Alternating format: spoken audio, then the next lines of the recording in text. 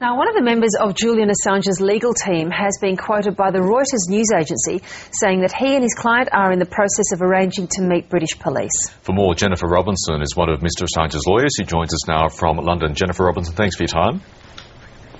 You're welcome. Can you tell us what is actually happening? Is that meeting between Julian Assange and British police being arranged?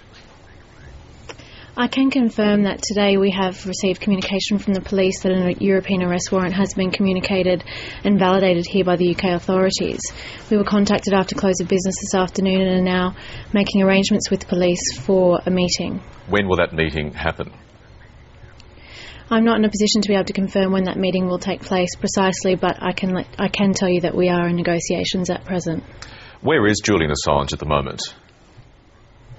I can't disclose his whereabouts, but he certainly can be contacted through us, and as I explained, we are making those.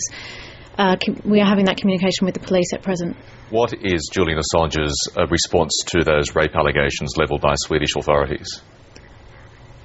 He vehemently denies the allegations, and as we have maintained the entire time, and as demonstrated by his numerous voluntary offers for cooperation with Swedish prosecuting authorities, he is very keen to clear his name. He stayed in Sweden for more than 40 days to answer her allegations. He offered himself voluntarily for interview both in Sweden and subsequently. He sought the specific permission of the prosecutor to leave Sweden and got that permission. And since being outside of Sweden, we have offered a number of forms of cooperation. All of those have been refused. Now, instead of even seeking a formal summons for his interrogation, she has gone direct for an arrest warrant. So we absolutely think that it's disproportionate and that, we don't even have the full evidence. Mr Assange still has not seen the full allegations against him or the potential charges he faces in a language which he understands, which is English, and this is in clear breach of his human rights under the European Convention of Human Rights. So you haven't seen the arrest warrant, the details of the warrant yet? Absolutely not. We have been seeking on his behalf copies of the European arrest warrant. We know that there was an earlier arrest warrant that was communicated to the British authorities by the Swedish, and it was rejected on the grounds of an administrative error. We are still seeking confirmation of that error. Even today, now we know that an arrest warrant has been communicated and has been validated by the UK authorities, we have been denied access to that arrest warrant. So obviously we're seeking urgent access to that and are in communication with the authorities. Just to make it clear, Julian Assange is insisting he is not guilty of those allegations of rape levelled by the Swedish authorities. Absolutely not. He vehemently denies the allegations, and as we have suggested all along and put strongly, the facts do not meet that charge, and this was a point that was agreed by the Court of Appeal in Sweden when they knocked out the higher rape charge. So he vehemently denies them, and we are very confident that we'll get shot of these allegations. It's just a shame that the prosecutor hasn't taken him up on his voluntary offers for cooperation and has sought such a disproportionate measure in the arrest warrant. If Julian Assange is arrested following that meeting with British police, what are his options then? We will fight extradition. You'd be launching an appeal? Absolutely. Absolutely. And you'd expect that to take some months? It's unclear how long it can take. It can take up to several months. As an Australian citizen, is Julian Assange, given what's about to happen, seeking any consular assistance from, say, the Australian embassy in London?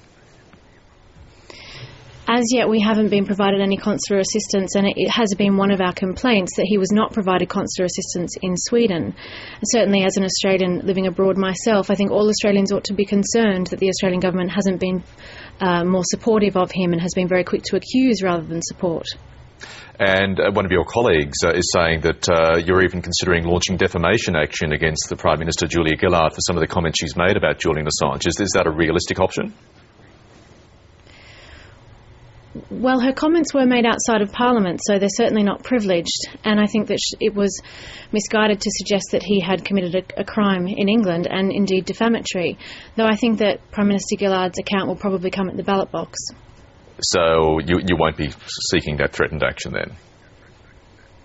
It's not something that we are considering seriously. There are more urgent matters at hand.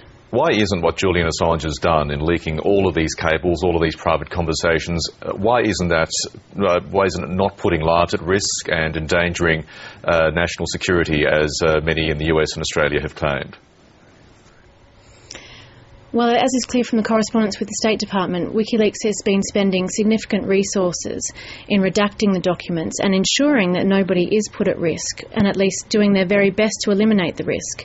In response to the concerns that US State Department had, Mr Assange wrote to the State Department asking for confidential information and specific instances of concern, and Wikileaks were prepared to act on those. The State Department refused that cooperation and instead took a very combative approach. Now, Wikileaks has been spending, as I said, a significant amount of resources together with their media partners in ensuring that they eliminate risk to life. And finally, there is obviously immense public interest in the disclosure of these documents. And finally, Jennifer Robinson, what is your client's state of mind at the moment as this meeting nears with British police? I'm not in a position to comment on the state of mind of my client, but certainly he is very keen to clear his name of these very damaging allegations. Jennifer Robinson from London, thanks very much for your time this morning.